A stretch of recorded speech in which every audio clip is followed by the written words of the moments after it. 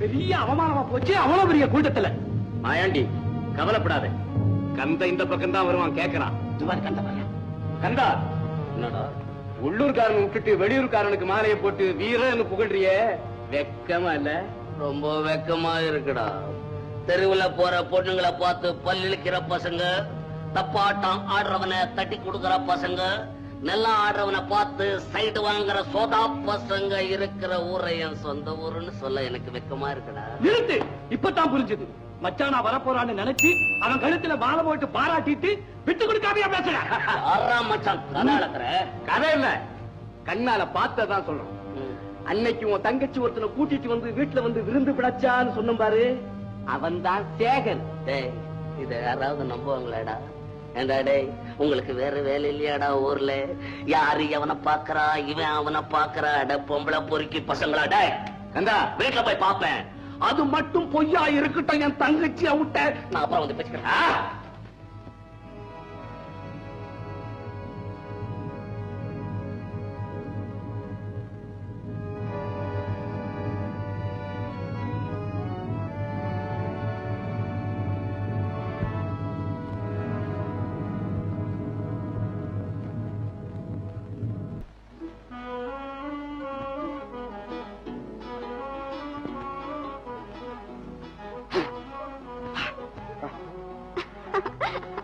இமைக்காம பாக்குறீங்களே, என் முகத்துல அப்படி என்ன இருக்கு? வளைக்காத 2 வில்லு இருக்கு, தூண்டில் போட்டு பிடிக்காத 2 கெண்டை மீன் இருக்கு, பறிக்காத 2 ரோஜா இருக்கு, எடுக்காத 2 பவளம் இருக்கு, தொடுக்காத 2 முத்துச்சரம். அப்படியா? இப்பதான் எனக்கு புரியுது. இதுக்காகத்தான் உங்க அம்மா கிட்ட என்னென்னமோ சொல்லி என்னை கல்யாணம் செய்துக்கு அனுமதி வாங்கிட்டீங்களா? நான் ஒண்ணு வாங்கல, அவங்களா தான் பிரியப்பட்டு அனுமதி கொடுத்தாங்க. அடுத்தபடியா உங்க அண்ணன் தான் சம்மதிக்கணும். எங்க அண்ணன் இருக்கட்டும், உங்க அம்மா எவ்வளவு சீக்கிரம் சம்மதிப்பாங்கன்னு நான் நினைக்கவே இல்லை. நானும் நினைக்கல. நீ இவ்வளவு பெரிய துரோகம் பண்ண வேண்டும். அண்ணா, என்ன இவரா அண்ணா? ஏன் ஆச்சரியமா இருக்க? இல்ல வெக்கமா இருக்கா? முத்தைய சொன்னது சரியா போச்சு. நீ இப்படிப்பட்டவன் தெரிஞ்சிருந்தா உன் கழுத்துல மாலையை போட்டிருக்க மாட்டேன், அறுவாடை தூக்கி போட்டிருப்பேன். அண்ணா, இன்னொரு வாட்டி அண்ணன் என்ன கூப்பிடாது. தகப்பனுக்கு தகப்ப மாதிரி, தாய்க்கு தாய் மாதிரி வளர்த்த உன்னை என் கண்ணில் முழகா தூள தூவிட்டு யாரோ முன்பின் தெரியாத காலி பயலோட காதல் வார்த்தை பேசுறேன். அண்ணா, அவசரப்பட்டு அவரை யாரும் நினைச்சிடாது. அன்னைக்கு என் மானத்தை காப்பாத்தினாருன்னு சொன்னேனே, அவர்தான். ஏதோ நீ வெளியே போறது பச்சையில பறிக்க போறேன்னு நினைச்சேன். என் மானத்தை பறிக்க போறேன்னு நான் நினைக்கவே இல்லை. தயவு செய்து உங்க தங்கையை பத்தி தவறான முடிவுக்கு வர வேண்டாம். நீ யார்? என் மச்சானா மாமனா? என் தங்கச்சியோட தனியா பேசிக்கிட்டு இருக்கல பார்த்துட்டு நான் சந்தேகப்படாம இருக்கிறதுக்கு. ஆத்திரப்படாதீங்க. என்னால உங்க தங்கையோட வாழ்க்கையோ, உங்க தங்கையால உங்களுடைய கௌரவம் ஒரு நாளும் பாதிக்கப்படாது. கேரண்டி கொடுக்கறியா? ஆமா, உங்க தங்கைய நான் கல்யாணம் செய்து கொண்டேன்னு உறுதி அளிக்கிறேன். திருவிழாவுல பார்த்து மேல ஏதோ நெல்ல எனக்கு வந்துச்சுன்னு சொன்ன ஒரு வார்த்தையை நம்பிக்கிட்டு என் மச்சான் ஆயிடலாம் பாக்குறியா? நீ பெரிய மனுஷன் விட்டு பிள்ளைதானே? ஆமா, 10 தலைமுறைக்கு தேவையான பணத்தை எங்க அப்பா சேர்த்து வச்சிருக்காரு. அதனால உங்க தங்கச்சியின் வாழ்க்கையை பற்றி நீங்க கவலையே பட வேண்டாம். 10 தலைமுறை பணக்காரனா? ஒரு தலைமுறையில பணக்காரனா இருந்தாவே எனக்கு பிடிக்காது. என் வாழ்க்கை இவ்வளவு கேவலமானதுக்கு காரணமே உன்ன மாதிரி பணக்காரன் தான். அதனால உனக்கு என் தங்கச்சி கட்டி தர முடியாது. அப்படி சொல்லாது. அவர் மட்டும் இல்ல, அவங்க அம்மாவும் ரொம்ப நல்லவங்க. என் மேல அளவு கடந்து அன்பு வச்சிருக்காங்க. ஆஹா, அவங்க அம்மாவையும் தெரிஞ்சுக்கிற அளவுக்கு உன்னை தயார் பண்ணி வச்சிருக்கிறனா? எனக்கு கேவலத்தை உண்டாக்கிறதுக்கு அவன் வீட்டுக்கு போனேன். ஏறையரு, உன்னை யாருக்கு கட்டி கொடுக்குதுன்னு எனக்கு தெரியும். நான் செய்ய வேண்டிய கடமைகள் அது ஒண்ணுதான் பாக்கியா இருக்கு. அதையும் செஞ்சிருக்கேன். அண்ணா, ஒரே நாள்ல உன்னுடைய கடமை முடிஞ்சிட போகுது. ஆனா என் வாழ்க்கையில சந்தோஷமோ இல்லை துக்கமோ நான் தானே அனுபவிக்க போறேன். அதனாலதான் சொல்றேன், உன்னுடைய கடமை என்னுடைய சந்தோஷத்துக்காக பயன்படுத்து. கண்ணீரை விட்டு ஏமாத்த பாக்குறியா? நட. அண்ணா, நான் சொல்றதை கேள். நீ சொல்றத நான் கேட்கணுமா? நான் சொல்றேன் நீ கேளு. நட. அண்ணா,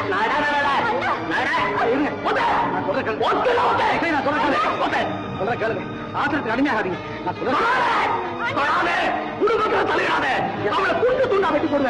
உனக்கு மட்டும் கட்டி கொடுப்பேன் நினைக்காத. ஊர் ஜனங்களை கூட்டி அந்த கட்டி வச்சு மார்க்க வேண்டுவேன்.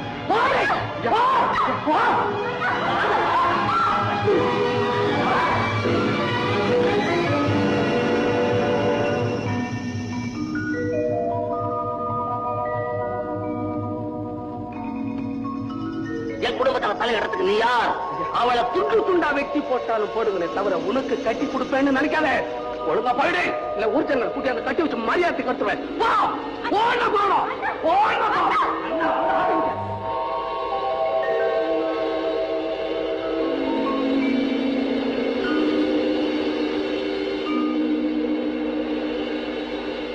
வந்துட்டாருமா? ஆனா வந்ததுல இருந்து ஒரு மாதிரியா இருக்காரு. காஃபி கொண்டு போய் கொடுத்த வேண்டான்னு சொல்லிட்டாருமா.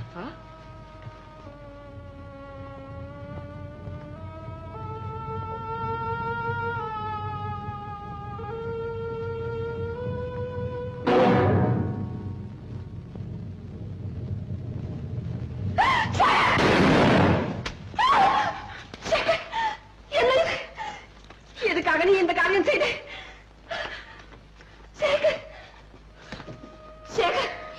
பெத்த தாய் நாவல் திருக்கும் போது நீ தற்கொலை செய்திருக்க வேண்டிய அளவுக்கு அப்படி உனக்கு என்ன துன்பம் வந்தது?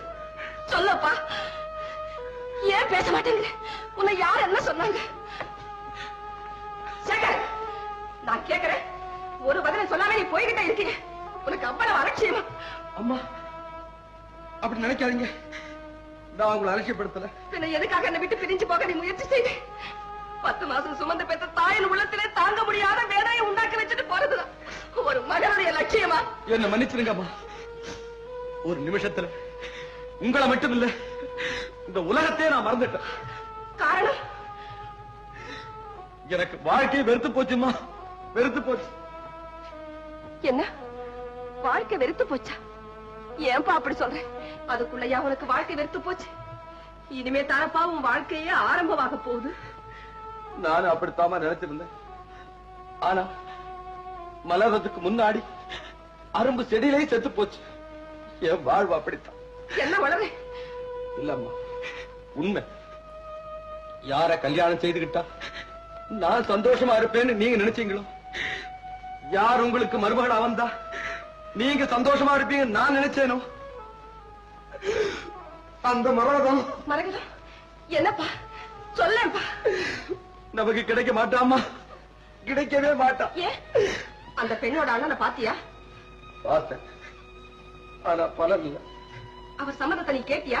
கேட்டேன், ஆனா கிடைக்கல. அப்படியா? ஆமா ஆமா, தகுதிக்கு மீறின இடத்துல தன் தங்கையை கல்யாணம் செய்து கொடுக்க முடியாதுன்னு அவங்க அண்ணன் சொல்லிட்டார். இதுக்காகவா வேட்டைக்கு வாங்கின துப்பாக்கியை உனக்கே உபயோகப்படுத்த நினைச்ச? அம்மா, பிரியப்பட்ட பெண்ணை கல்யாணம் செய்து கொள்ள பெற்றோருடைய அனுமதி கிடைக்கிறது பெரிய கடினம். இந்த விஷயத்துல உங்க அனுமதி கிடைச்சும் கூட என் ஆசை நிறைவேறல. எந்த மரகதத்தை என் மனைவின்னு மனசுல நினைச்சிருந்தேனோ, எந்த மரகதத்தோடு குதூகலமா குடும்பம் நடத்த போறேன்னு கோட்டை கட்டி கற்பனை செய்திருந்தேனோ, அந்த மரகதம் இல்லாம நான் எப்படி அம்மா வாழ முடியும்? நீ வாழ முடியும். தன் மகனை வாழ வைக்க வேண்டியது ஒரு தாயினுடைய கடமை. அந்த கடமையிலிருந்து நான் தவற மாட்டேன். அம்மா. ஆமாப்பா, நானே நேர்ல போய் அந்த பெண்ணோட அண்ணனை சந்திச்சு எப்படியாவது அவரை இந்த கல்யாணத்துக்கு சம்மதிக்க வைக்கிறேன். அம்மா, அவங்க அண்ணன் ரொம்ப கோவக்காரர். இருக்கட்டுமே, அதனால நமக்கு என்ன? நாம நேர்மையான வழியில போய் நியாயமா தானே கேட்க போறோம். தம்பி, கவலைப்படாது, நீயே என் கூட எல்லாம் நல்லபடியாவே முடியும். மூடி திறந்த இமை இரண்டும் பார்ப்பார் என்றன, முந்தானை காற்றில் அடிவாவா என்றது. ஆடி கிடந்த கால் இரண்டும் நில் நில் என்றன, ஆசை மட்டும் வாய் திறந்து சொல் சொல் என்றது. ஆசை மட்டும் வாய் திறந்து.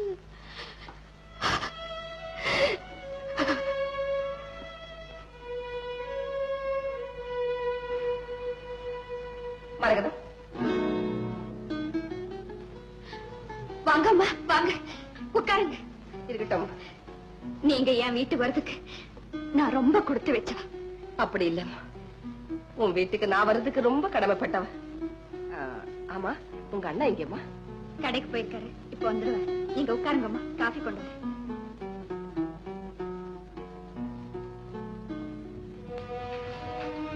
வணக்கங்க. நீயா அவளை சொல்லி ஏன் இங்க வந்த? நான் உங்க தங்கச்சியை பார்க்க வரல, எங்க அம்மா உங்களை பார்க்க வந்திருக்காங்க.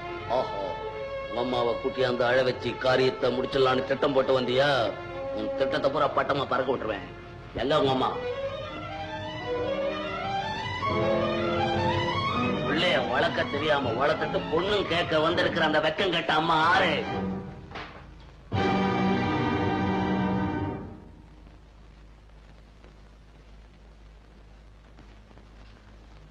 அம்மா, என்ன தெரியல, நான் தான் கந்தேன், உங்க கந்தேன். அம்மா, ஆமா, நீ இங்க எப்படி வந்த? இங்கேதான் நான் இருக்கிறேன். இது என் வீடு.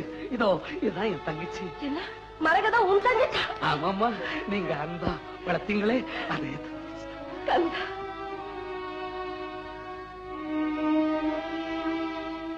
தங்கச்சி.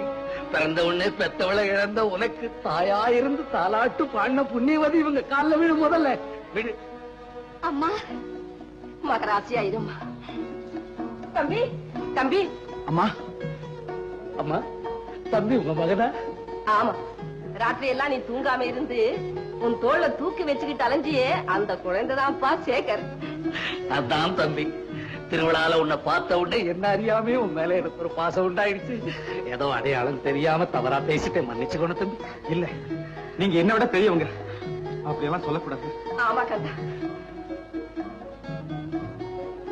அம்மா, உங்க தோற்றத்தை பார்க்கும்போது ஏதோ ஐயாவை இழந்த மாதிரி தெரியுது. ஆமா கந்தா, வேட்டைக்கு போனப்போ ஒரு புலி அவரை அடிச்சிட்டு உயிர் போறதுக்கு முந்தி என்னை கூப்பிட்டு, மீனாட்சி, கந்தனுக்கு நான் செய்த துரோகத்தை கண்டு அவங்க அப்ப சத்தார். அந்த பாவம் தான் புலியா மாறி என்னை அடிச்சிட்டு, கந்தனை எப்படியாவது கண்டுபிடிச்சு நம்ம சொத்துல பாரி அவன் பேருக்கு எழுதி வச்சாதான் என் ஆத்மா சாந்தி அடையும்னு சொல்லி அவரை கண்ணை மூடிட்டார். அதுக்கப்புறம் அந்த ஊர்ல இருக்க எனக்கு பிரியம் இல்லாம நான் பிறந்த ஊரான செல்வபுரத்துக்கே வந்துட்டு. அம்மா, எனக்கு ஒண்ணுமே புரியலையே. இவருக்கு நம்ம குடும்பத்துக்கு என்ன சம்பந்தம்? தம்பி, பல வருஷங்களுக்கு முந்தி கந்தனும் அவங்க அப்பாவும் நம்ம எஸ்டேட்ல வேலை பார்த்தாங்க. கந்தன் கல்யாணத்துக்கு உங்க அப்பா 1000 ரூபாய் கொடுக்கறதா சொன்னதால தகப்பனும் மகனும் ரத்தத்தை சிந்தி ராப்பகலா கஷ்டப்பட்டாங்க. கந்தன் கல்யாணத்துக்கு அவங்க அப்பா பொண்ணு பார்த்து நிச்சயம் பண்ணி முகூர்த்தமும் வச்சுட்டு கடைசியில வந்து பணம் கேட்டார். அம்மா, தம்பி, புருஷனை பத்தி தவறா சொல்லக்கூடாதுன்னு அம்மா கண்ணீர் விடுறாங்க. அப்ப நீங்களா சொல்லுங்க, என் அப்பா என்ன செய்தார்? என் கல்யாணத்துக்கு உங்க அப்பா 1000 ரூபாய் கொடுக்கறதா சொல்லி என்னை ஏமாத்திட்டாரு. சொன்னபடி பணத்தை கொடுங்கன்னு உங்க அம்மா எவ்வளவோ வாதாடினாங்க. அவர் பிடிவாதமாவே இருந்துட்டார். அதனால என் கல்யாணம் நின்னு போச்சு. பெண் வீட்டுக்காரங்கெல்லாம் எங்களை ரொம்ப கேவலமா பேசினாங்க. அதனாலே எங்க அப்பா மனம் நம்ம இறந்து போயிட்டார். என் வாழ்நாள் பூரா நான் கல்யாணம் பண்ணிக்கிறது இல்லைன்னு உங்க அப்பா எதற்கா சபதம் எடுத்துக்கிட்டு வெளியேறிட்டேன். நானும் என் தங்கச்சி. அதுக்கப்புறம் இன்னைக்குதான் உங்களை பாக்குறேன். எங்க அப்பா செய்த கெடுதல்களுக்கு நான் உங்ககிட்ட மன்னிப்பு கேட்டுக்கிறேன். என்ன மன்னிச்சிருக்க. தம்பி, அப்படி சொல்லக்கூடாது. எப்போ ஒருத்தர் இறந்துட்டாங்களோ அவங்க செஞ்ச தீமைகளும் அதோட இறந்துடுச்சுன்னு அர்த்தம். அதை பத்தி நாம எதுவும் நினைக்க கூடாது. நான் கொடுத்து வைக்கல, அவர் எனக்கு கொடுக்கல. எதுக்கும் பிராப்தம் வேணும் இல்ல? அந்த பிராப்தம் இருக்கிறதாலதான் மரகதத்தை என் மருமகள் ஆக்கிக்க போய். அம்மா, கந்தா, கல்யாணத்துக்காக நீ கேட்டது 1000 ரூபாய். கடைசியில உங்க ஐயா சொன்னது பாதி சொத்து. இப்ப பூரா சொத்துக்குமே உன் தங்கைய நான் வாரிசாக்க போறேன். அம்மா, இனிமே நான் அத்தைன்னு கூப்பிடுமா. கந்தா, நான் போய் கல்யாணத்துக்கு வேண்டிய ஏற்பாடு எல்லாம் செய்ய. அம்மா, என் தங்கச்சியுடைய வாழ்க்கையில இவ்வளவு மாறுதல் ஏற்படும் நான் கனவுல கூட நினைக்கல. இதை விட வேற என்ன வேணும் எனக்கு? அவனே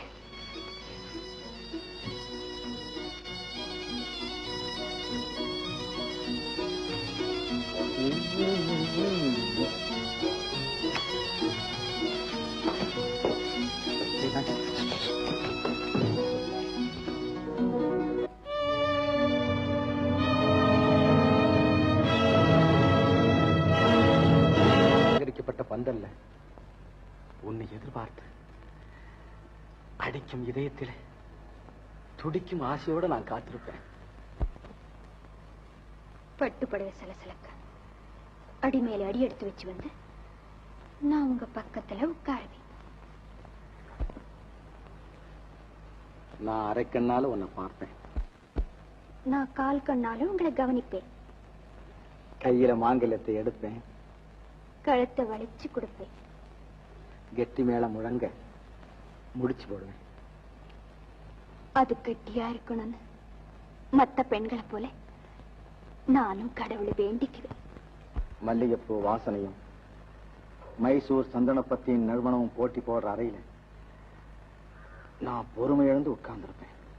நான் பொறுமையோட கையில தேன் கலந்த பசும்பாலும் கண்ணுல பயம் கலந்த வெட்கத்தோடையும் மெதுவா வருவேன்.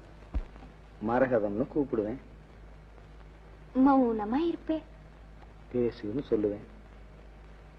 பேசாம உங்க காலடியில விழுந்துடுவேன். நான் யாருன்னு கேட்டா என் கணவர்னு சொல்லுவேன். உன் கணவருடைய பெயர் என்னன்னு கேட்டா